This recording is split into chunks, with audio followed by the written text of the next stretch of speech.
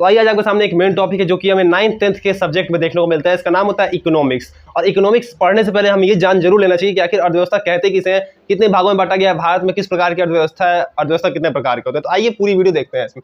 तो कह रहे हैं यहाँ पे कि अर्थव्यवस्था एक ऐसा तंत्र या ढांचा है, देखिए लिखा हुआ है बोर्ड पे जैसे कि अर्थव्यवस्था एक ऐसा तंत्र या ढांचा है जिस द्वारा विभिन्न आर्थिक क्रियाएं संपादित की जाती हैं। देखिए क्या लिखा है कि अर्थव्यवस्था एक ऐसा तंत्र है, यानी एक ऐसा सिस्टम है जिसके द्वारा विभिन्न आर्थिक क्रियाएं संपादित की जाती हैं। तो बात कर ले अगर आर्थिक क्रिया की, तो आय के अर्जन यानी आय के अर्जन की क्रिया को ही आर्थिक क्रिया कहते हैं। यानी जिस क्रिया से हमें आय की प्राप्ति होती है उसी क्रिया को हम आर्थिक क्रिया कहते हैं। यानी अर्थव्यवस्था एक ऐसा तंत्र है जिसके द्वारा हम क्या करते हैं कि आय के अर्जन की क्रिया ही संपादित करते हैं। यानी जिस क्रिया से हमें आय मिलेगी वही काम हम करते हैं। बात कर ले अगर अर्थव्यवस्था के प्रकार की, तो अर्थव्यवस्था के मुख्यतः 3 प्रकार होते हैं। पहला जो है आपको समाजवादी है यानी सोशलिस्ट इकोनॉमी, दूसरा जो है पूंजीवादी है यानी कैपिटलिस्ट इकोनॉमी, और तीसरा जो है मिक्स्ड यानी मिश्रित इकोनॉमी। यानी कह सकते हैं कि समाजवादी अर्थव्यवस्था, पूंजीवादी अर्थव्यवस्था और मिश्रित अर्थव्यवस्था, ये 3 प्रकार की अर्थव्यवस्था होते हैं। देखिए बात करें अगर समाजवादी अर्थव्यवस्था की, तो समाजवादी अर्थव्यवस्था में जो उत्पादन के साधन का स्वामित्व होता है, उत्पादन के साधन का कहने का तात्पर्य है कि जैसे मान लीजिए अगर हमें कोई उत्पादन करना है, यानी मान लीजिए अगर हमको कोई चेयर बनाना है, चेयर की एक फैक्ट्री चाहिए होती है, तो फैक्ट्री यानी और उसका क्या होता है, उसका साधन चाहिए होता है, जैसे कई सारी मशीन्स चाहिए होती है, कई सारी ऐसी चीज चाहिए होती है, तो उसका जो मालिकाना हक होता है। या फिर बात कर ले अगर स्कूल्स की,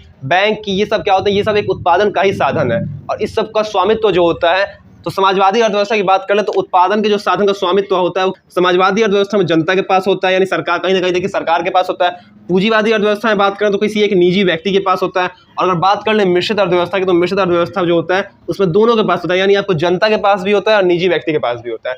और भारत में क्या है, तो भारत में जो है मिश्रित अर्थव्यवस्था है। कहने का तात्पर्य है कि भारत में आपको भी देखिएगा प्राइवेट स्कूल्स भी चलते हैं, गवर्नमेंट स्कूल भी चलते हैं, प्राइवेट कंपनीज भी चलती हैं तो गवर्नमेंट कंपनीज भी चलती हैं। तो यहाँ भारत में क्या है, तो मिश्रित अर्थव्यवस्था है।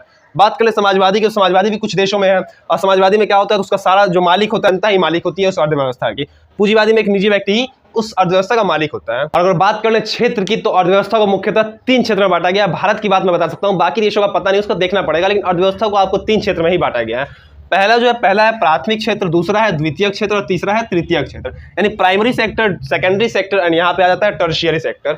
तो प्राथमिक क्षेत्र में क्या होता है, तो इसको कहा जाता है कृषि क्षेत्र, प्राथमिक क्षेत्र को कहा जाता है कृषि क्षेत्र, द्वितीय क्षेत्र को औद्योगिक क्षेत्र कहते हैं और तृतीय क्षेत्र को सेवा क्षेत्र कहते हैं।